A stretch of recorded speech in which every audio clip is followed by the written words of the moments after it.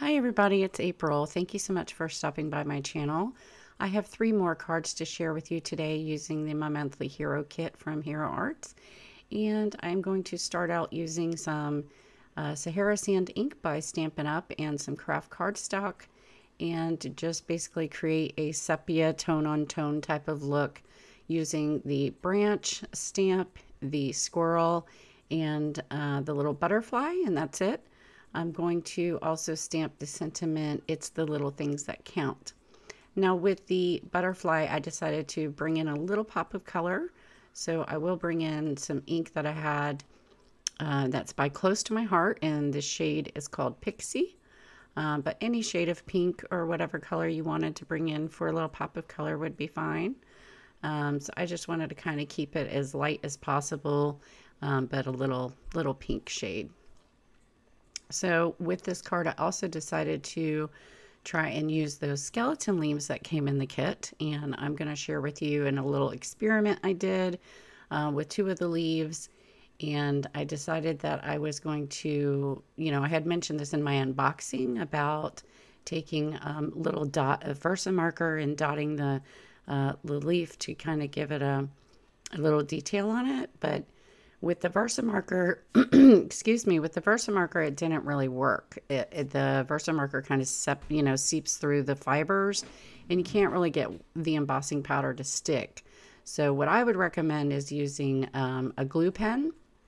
And there, I'll show you the difference. This first one here is using a Zig glue pen. I'm so sorry, I'm choking up.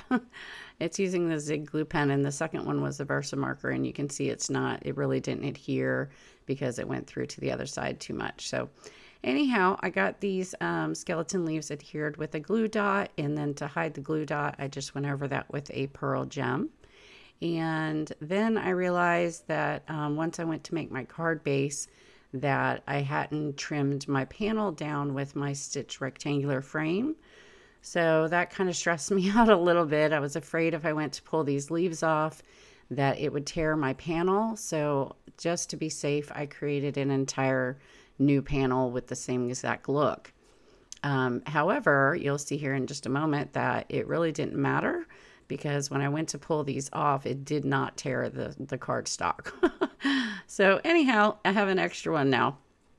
So I did trim that down with a stitch rectangular frame, and then transferred these leaves over to the second panel, and everything was fine. They stick really nice, and I just think it was a nice way to use the leaves. So that was it for this card. If you have any questions about anything in this video that I may forget to tell you, then please leave a comment down below, and I will do my best to answer you.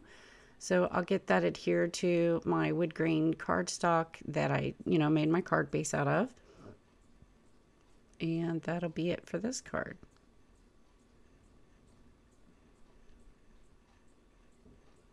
Super cute. I just really like that look.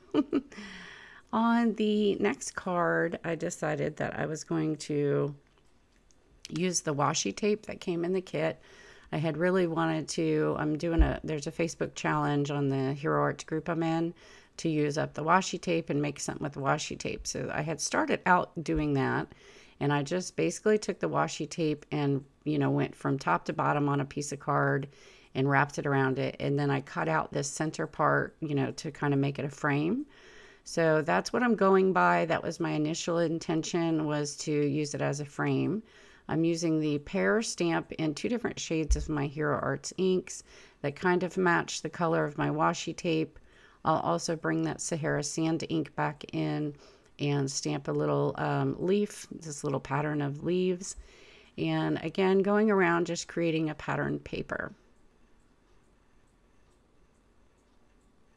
So here's where I decided that on my washi tape had this like dark, almost black looking pine needle in there.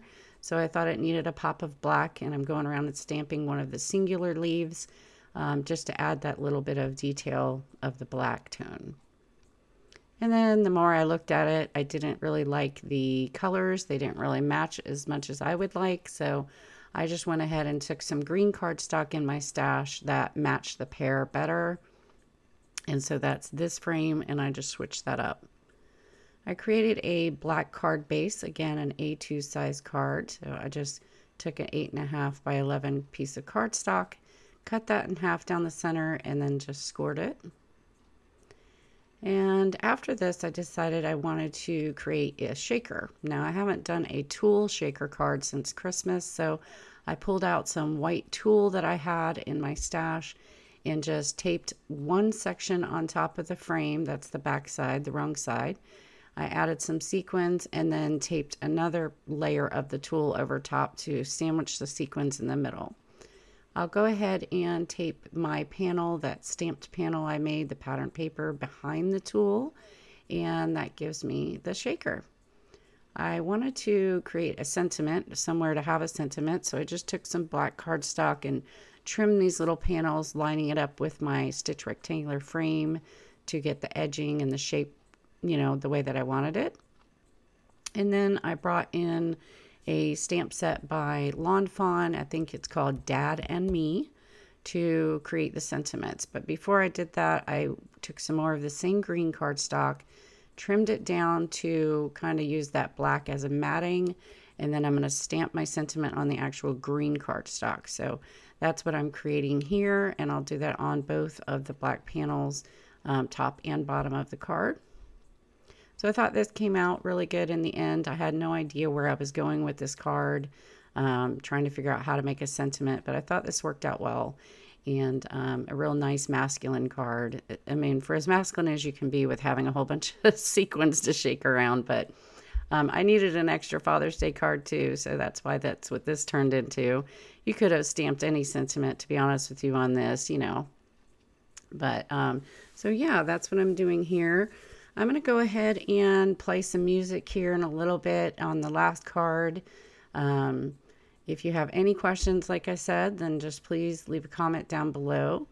On the last card, you'll see I'm basically, again, having no idea what I'm going to do. I'm going to create a galaxy type look with a Taylor Expressions background stamp that I got, and it is a Twinkle Twinkle. I think I'll show it on camera.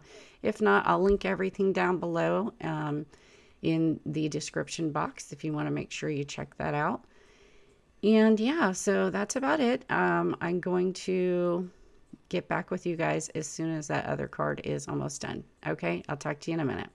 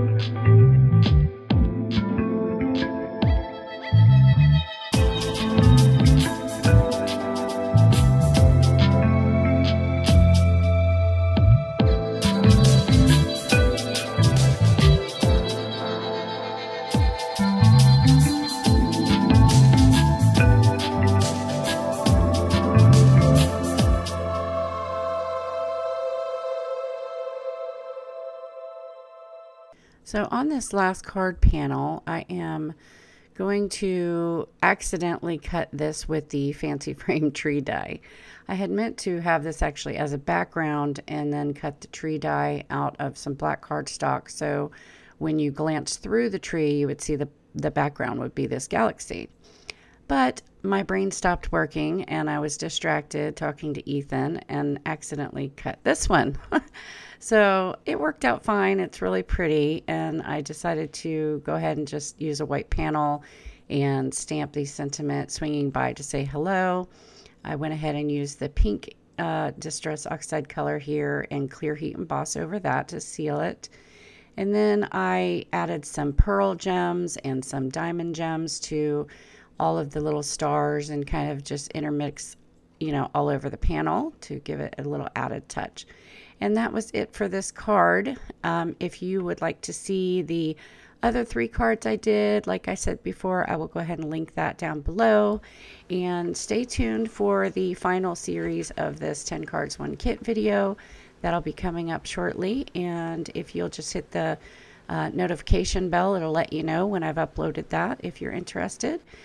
Please leave a like and subscribe. I'd love to have you, and like to say hello to all of my new subscribers. Thanks so much. I'll talk to you guys later. Bye.